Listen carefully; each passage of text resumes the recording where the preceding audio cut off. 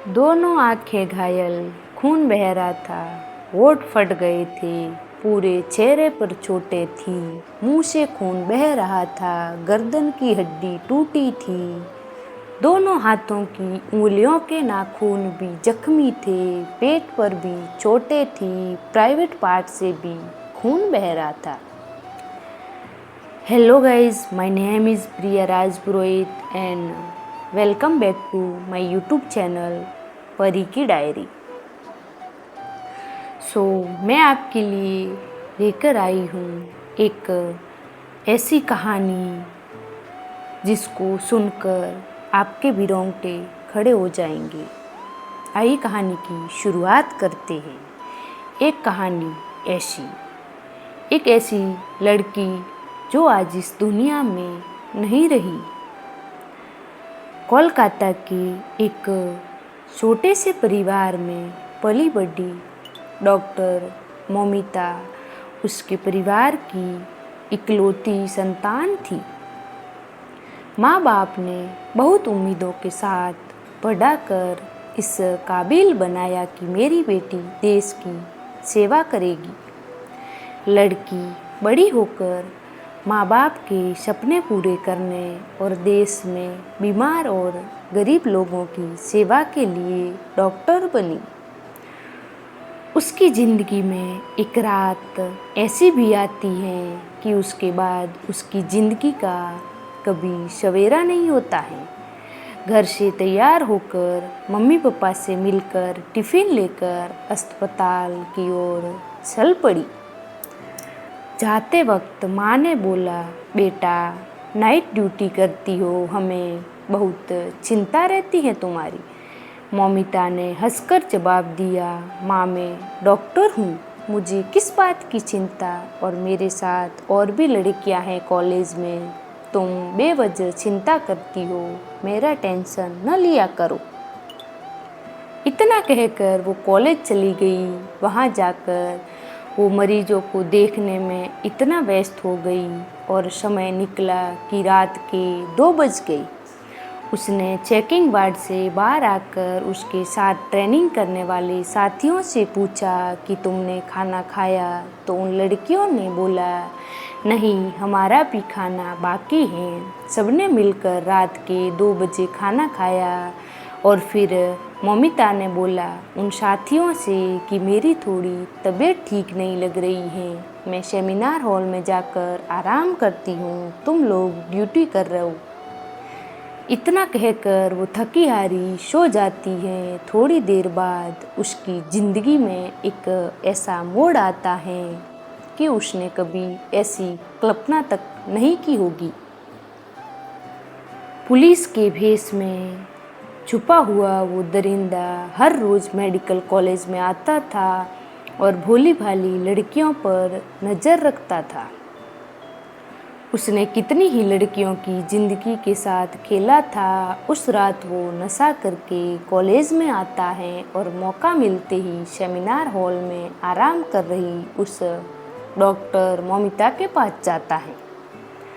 वहाँ जाकर वो दरिंदा उस डॉक्टर के साथ कुकर्म करने की कोशिश करता है। लड़की खुद को बचाने के लिए बहुत चीखती चिल्लाती है, मगर कोई आवाज़ नहीं सुन पाता है क्योंकि उस कमरे से आवाज़ बाहर नहीं जा पा रही थी। वो नशे में इतना धुत दरिंदा डॉक्टर के साथ रेप करता रहा और उसे मार मार कर उसकी जीवन लीला ही समाप्त कर देता है। इतनी बेरहमी से मारता है कि उसकी सारी हड्डियां टूट जाती हैं और नाक कान आँख सब जगह से खून निकलने लगता है। डॉक्टर को मार कर वो दरिंदा घर जाता है और घर जाकर खून से सने हुए कपड़े धोता है और आराम से सो जाता है। इसी बीच सुबह होने तक उस सेमिनार हॉल की तरफ किसी का ध्यान नहीं जाता है और सुबह होते ही जब कोई साथी किसी वजह से उस हॉल की तरफ जाता है और दरवाज़ा खोलता है तो सामने डॉक्टर की लाश पड़ी थी। ये मंजर देखकर सब घबरा गए और कॉलेज में हड़कंप मच गया। इसके चलते कॉलेज से ममिता के घर पर फ़ोन जाता है कि आपकी बेटी ममिता की तबीयत ठीक नहीं है, आप हॉस्पिटल आ जाओ। माँ बाप चिंता करने लगे कि रात को ही फ़ोन पर बात हुई तब तो ठीक थी, फिर अचानक ऐसा क्या हुआ होगा। माँ बाप कॉलेज जाने के लिए जैसे तैसे तैयार हो गए और फिर कॉलेज से कॉल आता है और सामने से आवाज़ आती है कि ममिता ने सुसाइड कर लिया है। माँ बाप सोचने लगे कि मेरी बेटी इतनी भी कमज़ोर नहीं थी कि सुसाइड कर लेंगी। जैसे तैसे कॉलेज पहुँचे और हॉल का दरवाज़ा खोला तो सामने बेटी की लाश पड़ी थी, और वो भी ऐसी अवस्था में कि बाप देखते ही जिंदा लाश बन गया। बेटी के शरीर पर इतने घाव थे कि माँ का दर्द शब्दों में बयान नहीं हो सकता था। सारे सपने टूट गए थे, जिंदगी वीरान हो गई थी। जैसे तैसे होश संभाला और बेटी के शव को पोस्टमार्टम के लिए भेजा और उस दरिंदे को पकड़ने और जिंदा जलाने की गुहार लगाई जनता से। इसी बीच बड़े बड़े नेता और कॉलेज के प्रिंसिपल ने मिलकर वहाँ पर गुंडे बुला लिए और तोड़फोड़ करवा दी ताकि उस दरिंदे के खिलाफ कोई सबूत नहीं मिल सके। कैसे कैसे लोग हैं यहाँ पर। फिर उस दरिंदे को पकड़ा जाता है और वो दरिंदा सच उगलता है कि लड़की को न जानता था और न ही कोई जान पहचान थी। वह अपनी हवस को मिटाने के लिए उसको शिकार बनाया था। एक हंसते खेलते परिवार को उजाड़ दिया और अब सरकारें बोलेंगी कि इसमें लड़की की गलती थी।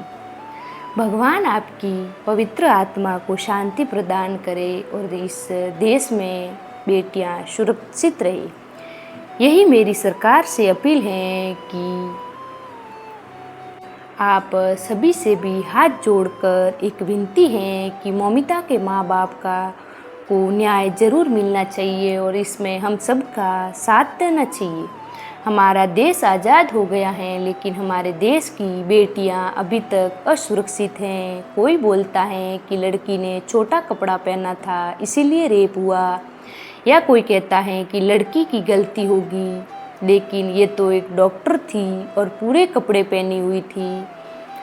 बोलने के लिए शब्द नहीं है। बस सरकार से विनती है कि कोई ऐसा भी कानून बनाओ कि हमारे देश की बेटियां सुरक्षित रहे। फिर से भगवान आपकी दिव्य आत्मा को शांति प्रदान करे। इसी के साथ आप सबसे एक छोटी सी विनती है कि इस स्टोरी को ज़्यादा से ज़्यादा शेयर करो ताकि अपने देश में किसी और लड़की के साथ ऐसा ना हो।